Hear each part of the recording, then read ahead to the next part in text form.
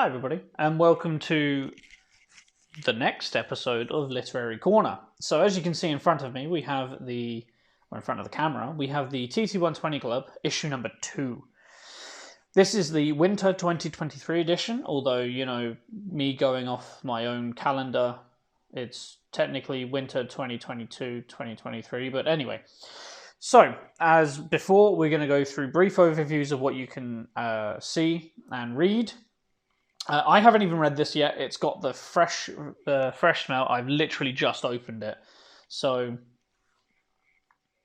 well, I say I literally just opened it. I had a quick skim through last night, and I've only just started to actually read it. Mainly, I saw the enter our diorama competition and win big prizes, and went straight for that page. So, on the front, we can see we have a Mallard, an OA, and a Intercity 125 HST. They look pretty good.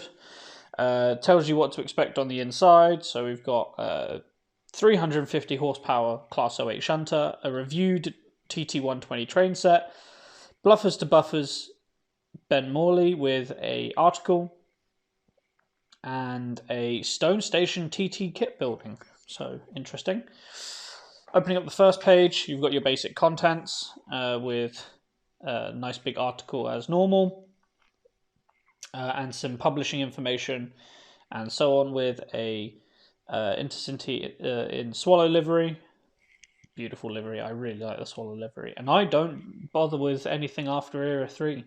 So there you go. That says it all, doesn't it? Next page, talking about the East Coast. Again, as normal, you know, we've got a lot going on with the London Northeastern very recently with the centenary. Personally, it's a bit annoyed me that the centenary of the Flying Scotsman, which is important, I understand that, has kind of overshadowed the grouping aspect.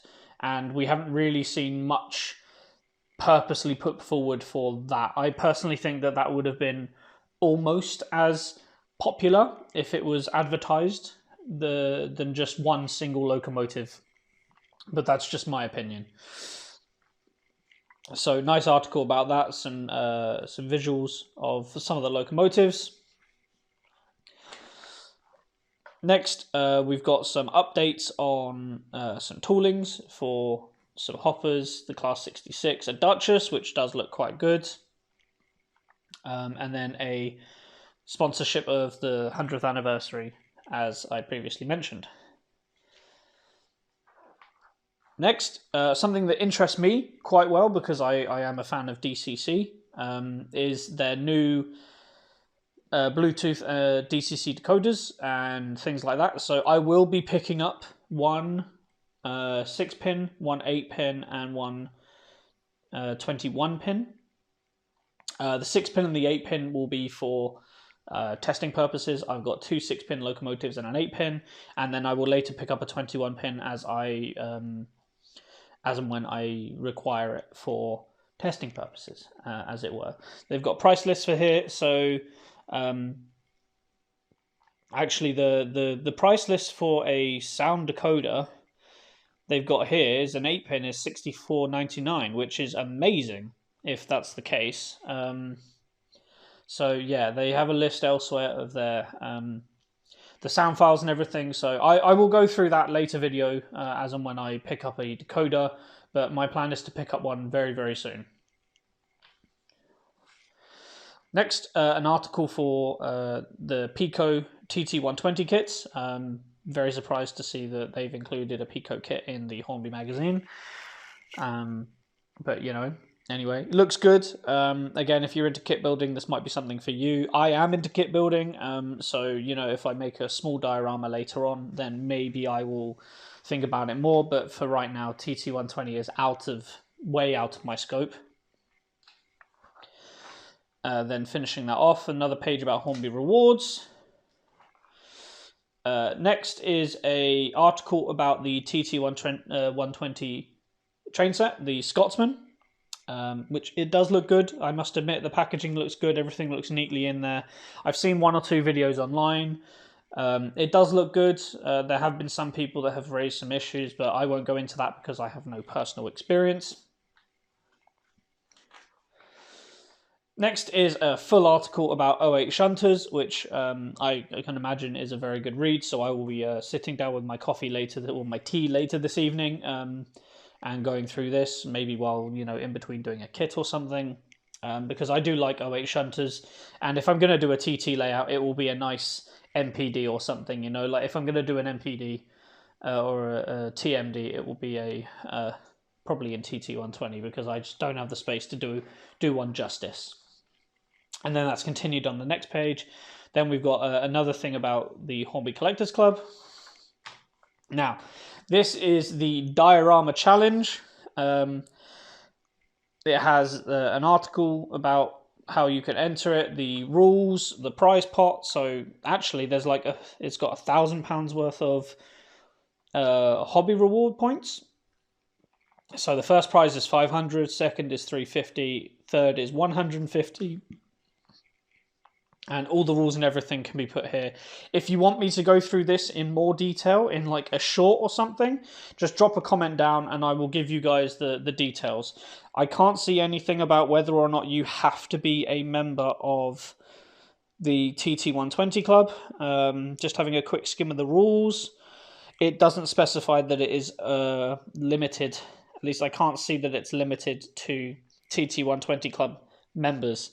So that says it all, and entries have to be entered by the 7th of September 2023. So a good few months to get your entries in. I've got one or two ideas that I might do, because I could pick up a few pieces of track for next to nothing, and then I'll be doing scenics on my current layout, so I could do this, you know, on the side as a project with a family member or something for my wife to do, you know.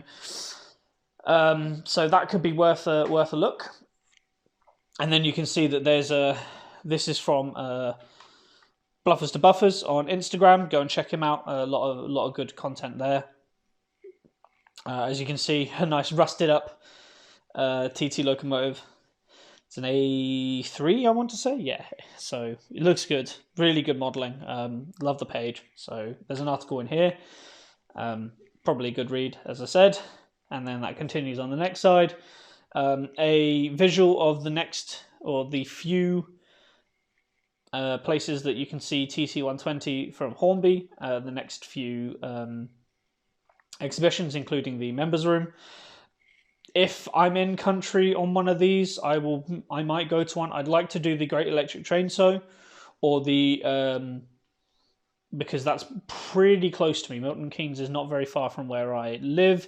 The other two are a little bit where I live, where my family is. The other two are a little bit further away, so you know that's a little bit more of a stretch. Then there's a few more plans, as with the last issue. They've got some more plans here. One's for an industry, which actually looks rather nice. A round and round with a front scenic and a rear fiddle. Not really much a fiddle, honestly, but you know, yeah. Anyway. The next page is another one filling that in. There's two BLTs, or at least one looks like a BLT. One is definitely a BLT. The other one is more of well, it's still technically a branch, but it could be a mainline end of terminus. You could probably expand it a bit. And then there's a larger station round tail chaser there.